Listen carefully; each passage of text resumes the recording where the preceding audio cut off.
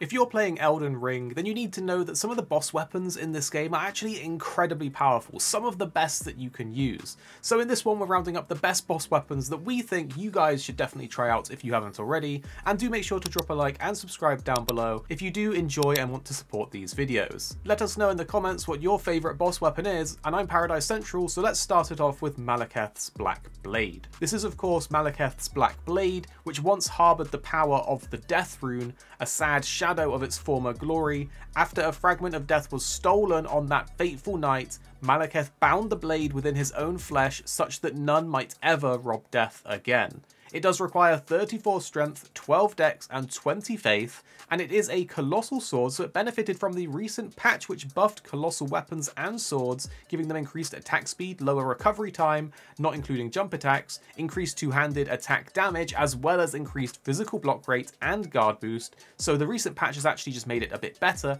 and it was already good before that anyway. It has B scaling in strength and faith, and D scaling in dex at +10. The real amazing thing about this weapon comes from its unique skill Destined Death, which sets free the remnants of Destined Death, plunging the greatsword into the ground to summon a myriad of blades. In addition to dealing immediate damage, this attack reduces the enemy's max HP and then continues to wear down their HP for a short time, essentially reducing the enemy's max HP by about 10% for 15 seconds, and then sapping their health for around 2 seconds. This is absolutely fantastic for any boss or high health enemy, obviously reducing their max health and then sapping their health after that. The damage is already good, it looks nice, it scales well, it deals holy damage and physical damage, while the unique skill deals just holy damage, which means that this weapon can be easily buffed with things like the Holy Shrouding Cracked Tear or the Sacred Scorpion Charm.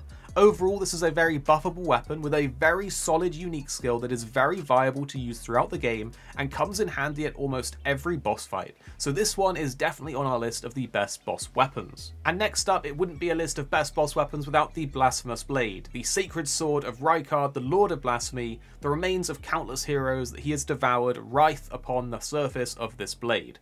Now they share the same blood, bound together as family, and some HP is restored upon defeating an enemy. And by some HP, it means around 4% of your max health plus about 40 flat health on every enemy death that is nearby you, and this includes literally anything that dies nearby you. You don't have to deal the killing blow with the sword, you just have to have it in one of your hands, and anything that dies nearby will heal you. It's of course a great sword, so it has a great power stance attack combo, as well as fantastic jump attacks when power stanced. It has B scaling in faith at +10, with C in strength and dex. And of course it has a fantastic, incredible unique skill, the Taker's Flames. You raise the sacred sword aloft to set it ablaze with blasphemous flames, then bring it down to fire off a forward blast. The flames steal HP from those they touch, healing you for around 10% max health and about 150 flat health on top of that. That doesn't include the unique passive that it has that heals you when things die nearby, so if this defeats something, you'll get an extra heal on top from the passive. On top of this, the skill deals pure fire damage and only scales with faith,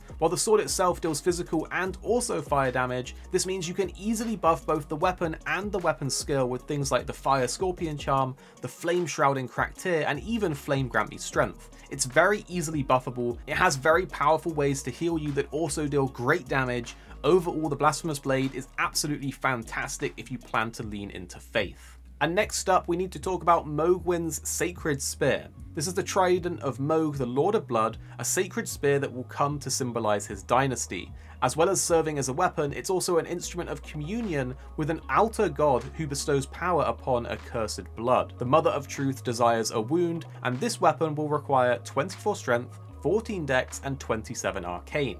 It's a great spear, so it has good reach, and it's actually the longest of all the great spears. It also has passive bleed on it, which is just a nice bonus to have. It's C scaling with arcane and strength, and D scaling with dex at +10. The thing is though, this weapon has the Blood Boon Ritual as its unique skill, which in a recent patch increased the cast speed that made it absolutely incredible, even though it was pretty decent before that as well.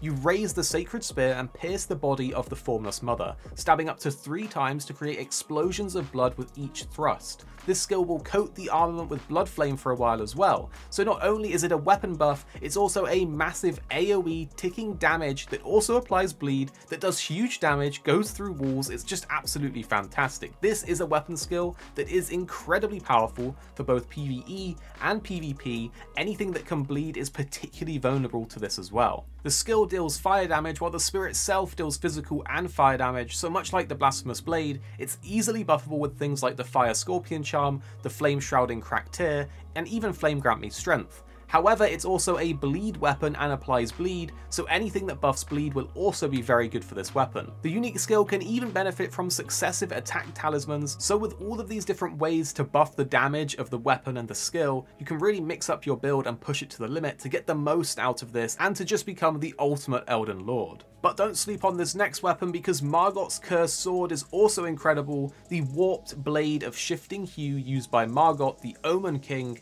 the accursed blood that Margot recanted and sealed away, reformed into this blade. It will require 14 strength, 35 dex, and 17 arcane. This one also has a passive bleed effect, which is really nice, and it's a curved greatsword, so it's capable of doing slash-based attacks which deal great damage against enemies. It has B scaling in dex with D in arcane and strength at +10.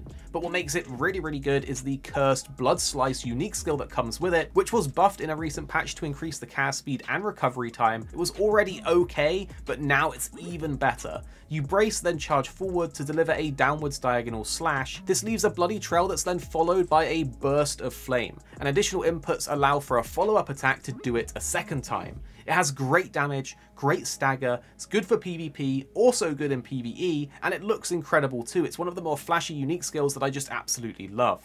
And next we have to include the Sacred Relic Sword in the list, a sword wrought from the remains of a god who should have lived a life eternal. Thoughts on what the weapon portends are many and varied. Some consider it the mark of a great sin or the sign of great devastation.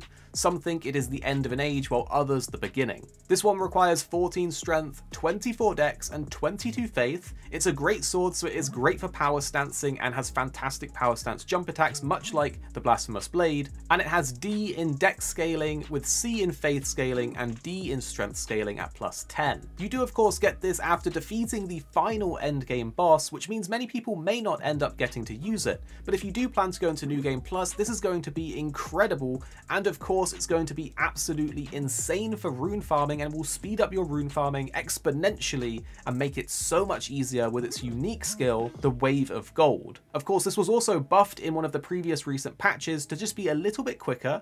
You imbue the sword with the bygone golden glory and then fire it at foes. A wide golden wave fans out forwards, sweeping through all enemies caught in its path. This is incredibly powerful for its unique skill in pretty much all PvE content and even PvP. It makes obviously rune farming extremely fast and easy. It deals holy damage with the skill, while the weapon also deals physical and holy damage, so it's easily buffable with the Holy Shrouding Cracked Tear, the Sacred Scorpion Charm, and other talismans like the Shard of Alexander or the Ritual Sword Talisman can also increase the damage of the skill for this weapon, which will just make it one-shot most enemy types in the game, excluding bosses of course. If there are any boss weapons that you think are absolutely fantastic compared to all the others, let us know in the comments down below and we'll learn together as a community. Do click like and subscribe to support the video and our channel if you do enjoy the videos that we make for you guys, and the videos on screen now we think you will really enjoy if you've been enjoying this Elden Ring content, so give them a chance, click the videos on the screen now, and we'll see you next time.